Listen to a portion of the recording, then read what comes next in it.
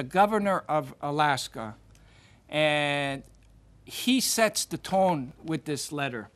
He actually sets the tone with this letter. He's almost like making sure all Alaskans are going to get behind us when we kick off this campaign.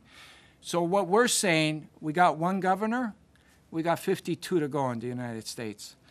So, you know, we want to thank the governor of Alaska, plus all the many other people, the state troopers, the hotels that are helping me out with accommodations.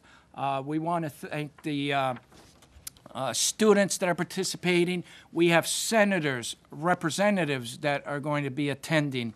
I think we're really going to show what, on this first day of a 2-year journey, we're going to show the potential of what could lie ahead. So we're starting October 23rd, and the idea will be after we do Alaska, we're going to go to Vancouver to start the Canadian leg of SOS the Americas. We got 36 cities in the in Canada to go through, and you know, the students and the schools and everybody else are used to us coming through the communities. I've gone through them so many times already. They just say, okay, what are you doing now, when I phone up any of the Canadian cities, and the mayors know that they have to get involved, and the MP and the MPPs and the media and everybody. So, you know, Canada's going to be a piece of cake for us to do again. And I say that because, you know, we've got so many great people in Canada. And so we're going to be entering Maine on February 2nd. And that pretty well puts us in the States for the next year and a half. We're going through almost 160 cities in the States.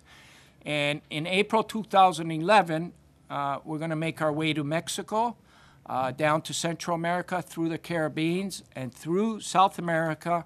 And we're going to finish this 2-year campaign in Argentina in 2011. So, you know, again, we did the last campaign that we did, SOS 4000, we did it with 100 kids from 100 different cities in Canada.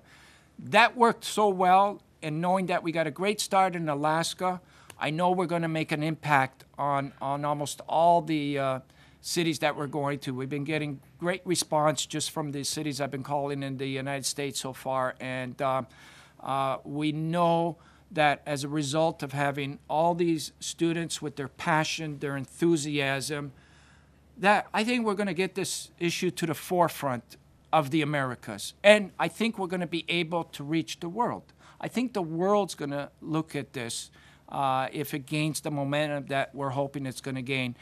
But what I want to talk about now is something new that we're doing in this campaign. And it's possible now because of the age of video technology. We're going to introduce afterwards the Truck of Life, which is sitting outside the grounds here at Queen's Park. The Truck of Life is an ambulance that was donated almost entirely by Elite 911. And the truck has been turned into like a TV network. But it's not TV, it's an internet network. We have all the equipment needed to webcast all our activities for the next 2 years. So just imagine seeing these wonderful students carrying the torch through their respective cities, and we have an ambulance that's going to be following them and filming them live on the internet. So we're going to keep promoting everybody to come to www.sostheamericas.com, because that's our TV station. Everybody's going to be able to see our 2-year campaign live, and we're going to generate a lot of enthusiasm. So what we're saying is, because now we live in this age of video technology, we're going to be able to communicate with people around the world that are in need of organs. And we're going to be able to help them through the age of video technology by showing who they are and what need that they're in. And we we did a couple of events earlier in the past couple of months that went pretty successful, and we tried with Matteo Lombardo from Sicily, from Delia, Sicily, and then we tried with Maria Mercedes, who was from Colombia, and both worked very well. So, knowing that, it worked for these two individuals, the potential is just enormous of what we can do with people around the world now. So this is pretty ambitious, and again, it takes expenses to put this together. And again, I had to mortgage whatever's left of my house to do it, because that's how sure I am that this is going to work. And that's how sure I am. Like some people, I know it's like, why would you want to, go to those lengths by mortgaging your house? So, I was given the gift of life, and I'm alive today because somebody made that decision to give me the gift of life. So the real question is, why aren't we going to the lengths to save those people that are on that waiting list? That should be the more question of, of audacity, is why aren't we doing, it shouldn't be why I'm mortgaging my house. It should be then, why aren't we doing everything that we can to save those people on the waiting list? So that's why we called it step by step, because, it is literally every step, every step of the way is how we're going to go about this. We're going to, people will respond to this. I am sure of that. And I know that when you do things with your heart, things happen, and you just have to be a little persistent about it. That's all. And I think in the last 12 years, I've learned to be a little persistent. So, so you said you were actually mortgaging your house again? Yeah. Yeah, so whatever I had left, I was able to, because there's expenses that have to be met. But we're hoping that we're going to get companies on board. We're hoping that we're going to get some help. We're going to keep asking for help, and wherever it's coming from, now we'll be able to even acknowledge their help in a marketable way.